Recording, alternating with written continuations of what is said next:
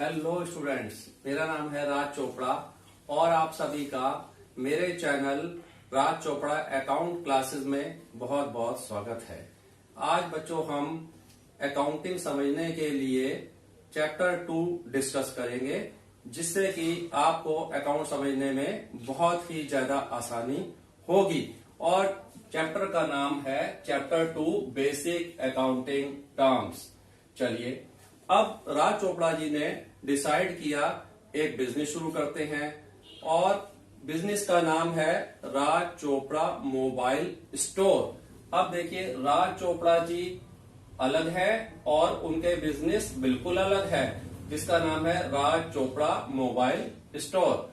अब राज चोपड़ा जी एक प्रोपराइटर हैं जिन्होंने ये बिजनेस शुरू किया है।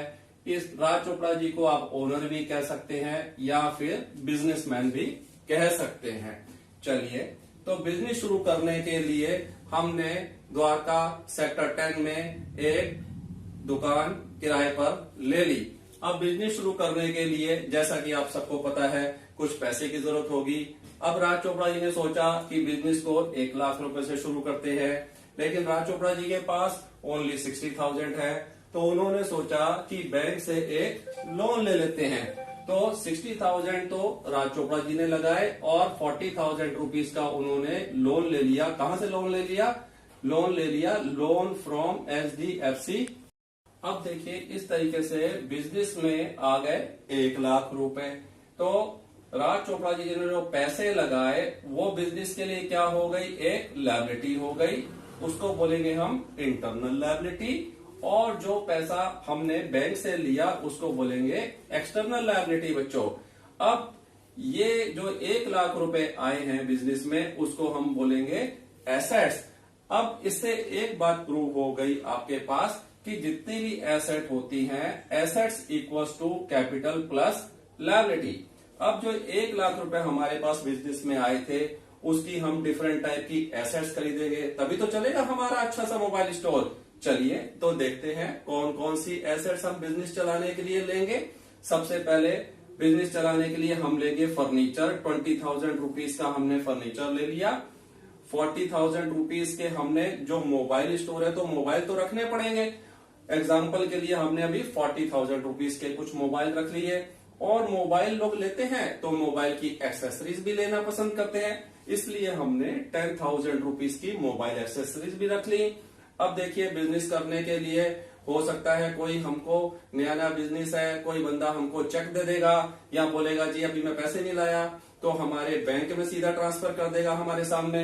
इसलिए हमें एक बैंक अकाउंट खोलना पड़ेगा। मैंने 20,000 रुपीज से एक बैंक अकाउंट खोल लिया, तो मेरे बैंक में पैसे हो गए कितने? 20,000 रुपीज। और कुछ पैसे मुझे अपने पास भी रखने पड़ेंगे, जो कि हैं 10,000 रुपीज। इस तरीके से टोटल हमारे 1 लाख रुपए जो बिजनेस में लगाए थे, उन सब का डिटेल आपके पास आ गया। चलिए आगे बढ़ते हैं। अब एसेट्स क्या होती है, चलिए डिस्कस करते हैं। तो एसेट्स क्या है? Assets are the future economic benefits. ठीक है, चलिए, अब एसेट्स जो होती है वो 2 टाइप की होती है। एक को बोलते हैं हम नॉन करंट एसेट और दूसरे को बोलते हैं current assets. Assets, non current assets को भी हम फर्दर डिवाइड करेंगे 2 पार्ट में, which are known as tangible asset and intangible asset. अब बिजनेस चलाने के लिए कुछ एसेट्स इस टाइप की होती हैं जो हम बेचने के लिए नहीं खरीदते हैं, बिजनेस को चलाने के लिए खरीदते हैं। तो tangible assets are those physical assets which we have for running the business, not for resale purpose. Okay, and current assets are those assets which we have for converting it into cash. चलिए, अब tangible asset क्या होती है? tangible asset वो हो गई जो हम बिजनेस में फिजिकली हमको दिखाई देती हैं, जैसे कि एग्जाम्पल के तौर पे कोई बिल्डिंग हो गई, फर्नीचर हो गया, प्लांट एंड मशीनरी हो गई। इसी तरीके से अब इंटेंजिबल एसेट क्या होती है? अब देखिए, बिजनेस तो गुडविल के बेस पर चलता है। अब मान लीजिए आपने चले गए चांदनी चौक, हमने सोचा चलो दही भल्ले खाते हैं, वहां पर हम किसी अग्रवाल स्टोर पर दही भल्ले खाने चले गए। अब अग्रवाल स्टोर पर क्यों गए? क्योंकि एक उनकी गुडविल है। गुडविल क्या है? ये आपका बिजनेस को बढ़ाने के काम में आती है, इसकी कोई फिजिकल फॉर्म नहीं होती है। चलिए, और क्या हो सकती है इंटेंजिबल एसेट? ट्रेडमार्क्स हो गए। अब देखिए, बड़ी बड़ी कंपनीज जो काम करती हैं वो एक ट्रेडमार्क के बेस पर काम करती है। जैसे आपने देखा होगा कि मैकडी है, उसका एम से आप कहीं देखेंगे साइन तो वो हो जाएगा मैकडी, आप समझ जाएंगे यहाँ पर मैकडी खुला हुआ है तो वो उसका हो गया ट्रेडमार्क। चलिए, अब नेक्स्ट जैसे रू अफ़ज़ा है, उसका एक केमिकल कॉम्बिनेशन है जो उसके एक्सक्लूसिव राइट उनके पास ही है तो वो हो जाता है पेटेंट्स।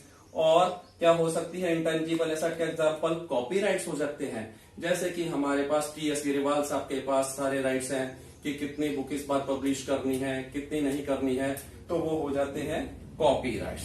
चलिए, अब हम डिस्कस कर लेते हैं सेकंड टाइप ऑफ एसेट्स के बारे में, जिसको कि हम बोलते हैं करंट एसेट्स। करंट एसेट्स की डेफिनेशन क्या होगी? These are those assets of the business which we have for converting it into cash. जैसे कि हमारे पास मोबाइल स्टोर में मोबाइल तो होंगे ही, वो हमने किस लिए रखे हैं? हमने मोबाइल वो रखे हैं कि हम उसको कैश में बदल पाए, जिसको कि हम बेच करके कैश रिसीव कर पाए। तो करंट एसेट्स होती हैं जिसको कि हम कैश में बदलते हैं। चलिए, तो लगता है आपको हमारा ये वीडियो अच्छा लगेगा। अगर आपको ये वीडियो अच्छा लगे तो आप शेयर करें, सब्सक्राइब करें और बेल आइकन का बटन जरूर दबाएं। Thank you.